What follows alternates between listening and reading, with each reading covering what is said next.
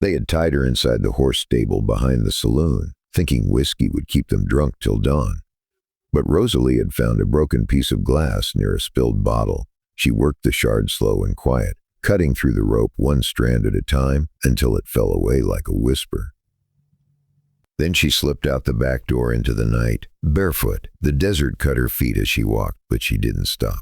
Not until the world tilted sideways and she dropped to her knees, crawling toward the cottonwood tree that marked the edge of the land. The desert was so still it felt like the world had stopped breathing. When she finally reached the tree, her legs gave out beneath her. Her dress was torn, her breath shallow, and the sound that left her throat was halfway between a sob and a prayer.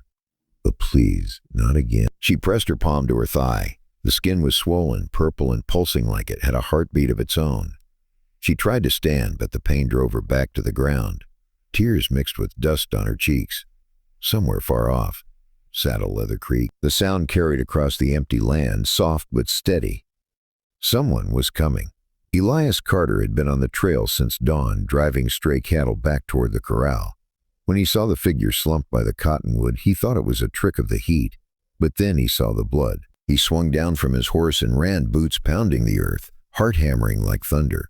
For a moment, even the wind held its breath. The girl looked up, eyes glazed and wild. Mom, he said, kneeling beside her. But can you hear me? Her lips trembled. She tried to speak, but only a whisper came out. Her hands clutched at her skirt. Then, with what little strength she had left, she pulled the fabric aside and said in a shaking voice, "That spot. It's really swollen." Elias froze.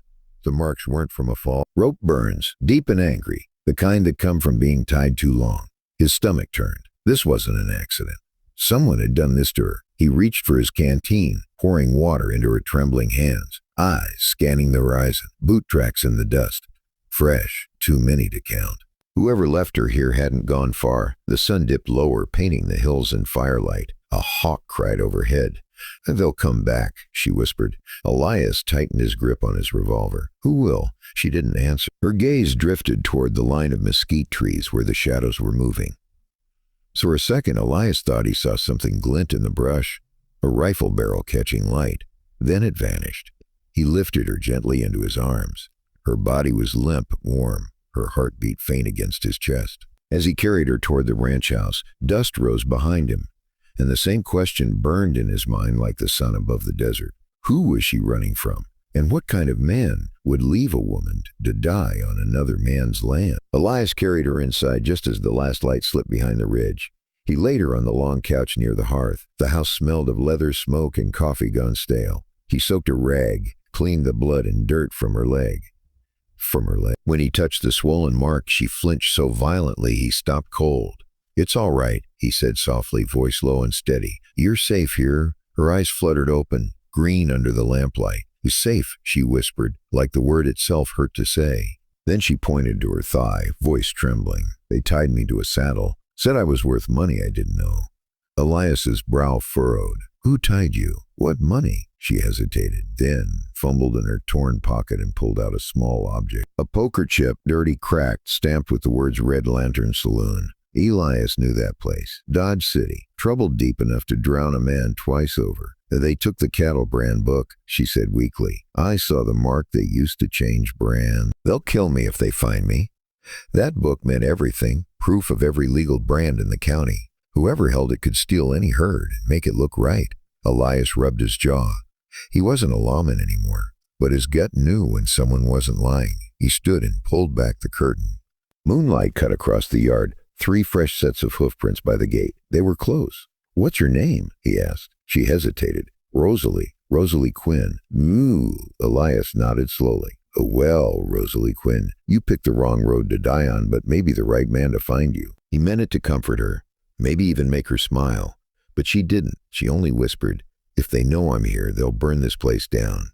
Outside, a coyote howled. The cattle stirred restlessly. The air felt heavier than heat. Elias checked his rifle, chambered around, and set it by the door. "I'll let them try." Behind him, Rosalie shifted, her fingers brushing the poker chip. She wasn't just running. She was hiding something that could ruin a man, maybe a whole town. Elias sat beside her, firelight flickering over his face. "Rosalie," he said quietly, "what did you see that night in Dodge?" Her gaze met his, voice barely a whisper. "I saw a man burn another man's brand into his own cattle." The room went silent. Somewhere out in the dark, a horse neighed, sharp, close. Elias's hand went to the rifle. Because now he knew. Someone out there already knew she was talking. The next morning came heavy and pale. Elias sat on the porch, coffee cooling in his hand, watching the horizon turn from gold to white. Rosalie was inside, staring at the poker chip like it held every sin she'd ever seen. A dust cloud rose from the road. 3 riders. Even from a distance, Elias could tell the lead man sat too straight, too proud. The kind of man used to being feared. They stopped at the gate. The lead rider tipped his hat.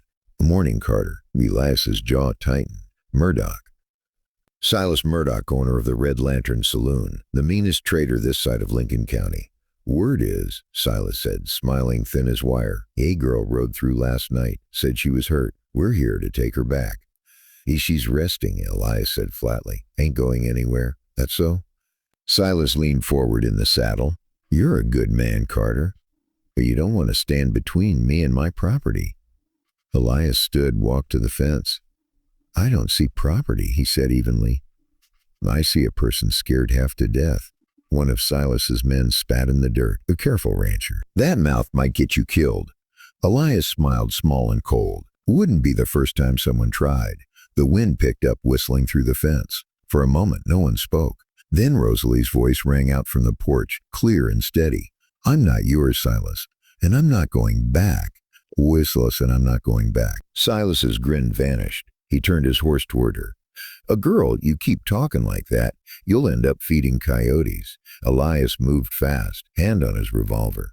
"You take one more step and I'll send you to meet your maker." Silas's eyes narrowed. For a long moment, only the porch clock ticked. Then he laughed low. "All right, Carter, you got yourself a lady in trouble, but trouble's got a long memory." He spat in the dirt. 3 days, Carter. In 3 days this ranch will be ash, and that girl'll wish she never crossed me." He turned and rode off slow, dust curling behind him. Elias watched them disappear. He knew it wasn't over. Inside, Rosalie trembled. "You shouldn't have done that," she whispered. Elias shook his head. Too late now. He looked toward the horizon where the dust still hung. If Silas Murdoch rode away smiling, it meant he'd be coming back with more than words. That night, the air felt strange, still, heavy. Even the cattle were quiet. Elias sat by the window, rifle across his lap, listening to the slow tick of the wall clock and Rosalie's soft breathing in the next room. Before sunrise, he saddled 2 horses, packed food, rope, and the map she carried in her skirt pocket. When Rosalie stepped out, hair tied back, eyes steady, he nodded once. "We ride for Blue Water Creek," he said. "That's where they changed the brands, right?" She hesitated, then climbed up. The morning light spilled across the desert, painting everything gold and unforgiving. For a while they rode in silence, the sound of hooves the only heartbeat between them. At the creek, Rosalie slid down and walked to a line of trees. She knelt, brushing her fingers over the bark. "Here," she said softly. A mark was burned into the trunk, a split ear symbol. Elias touched it. It matched the one on his missing cattle. Proof they'd been stealing from him all along. Before he could speak, a sharp click echoed through the air. "Put the gun down, Carter." Silas's voice. He stepped from the brush, 4 men behind him. The smirk on his face was meaner in daylight. Elias didn't flinch. "You've been branding stolen cattle, Murdoch. How long you think that secret was going to stay buried?" Wes laughed. "As long as men like you keep minding their own business." Rosalie's hands trembled, but her voice was fierce. "You killed a man in Dodge City for that secret, and I saw it." Silas's grin cracked. "A girl, you should have stayed quiet." He raised his gun. Elias swung his rifle hard, knocking Silas's hand aside. The first shot cracked through the air. Bullets tore through the trees. One grazed Elias's shoulder, blood soaking his sleeve. Rosalie screamed, grabbed the fallen pistol, fired once, hit a man in the leg. Another bolted for his horse. Elias charged, punching Silas square in the jaw. Both men crashed into the mud. Rosalie reloaded, hands shaking but steady. The last of Silas's men dropped his gun and ran. Silas lay flat, face streaked with blood and rain. He laughed brokenly. "You think this ends here? I got men in Dodge who owe me favors." Elias tied his hands tight. "You tell that to the sheriff yourself." He leveled the rifle, then lowered it. "You can rot in your own lies, Murdoch. I'm done letting men like you own this land." They rode away as summer rain began to fall. Rosalie looked back once, thunder rolling like justice catching up. But just when she thought it was over, a shadow moved near the ridge, watching them ride. The rain softened by the time they reached Paco's Bend Ranch. The land shimmered wet and gold. Elias dismounted first, helped her down, his hand rough but gentle. "What happens now?" she asked. He looked toward the open fields where the cattle grazed. "And now we start clean." The earth was scarred but still growing green. The ranch had survived worse. So would they. Inside, Rosalie set the poker chip on the table and stared at it. Then she pushed it away. That piece of her old life no longer owned her. The swelling in her leg had faded, but the mark on her heart still ached. Only this time, it wasn't a wound. It was a reminder of everything she survived. She stepped out to the porch where Elias was fixing a fence post. "You could have let me go," she said softly. "Why didn't you?" Elias paused, met her gaze. "Plus I saw someone worth saving. And I reckon that's all any of us ever need. Just one person who doesn't see the damage." The sky softened, streaks of orange over the wet fields. Rosalie smiled for the first time. A real one. Maybe that's the lesson after all. That pain carves space for hope. That broken things can still carry light.